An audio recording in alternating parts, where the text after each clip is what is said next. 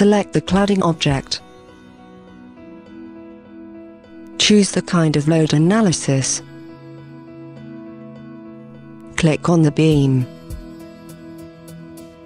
The cladding object is inserted automatically.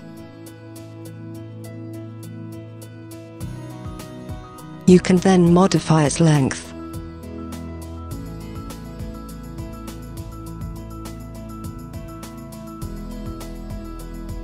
Activate the manual recognition feature to modify the height.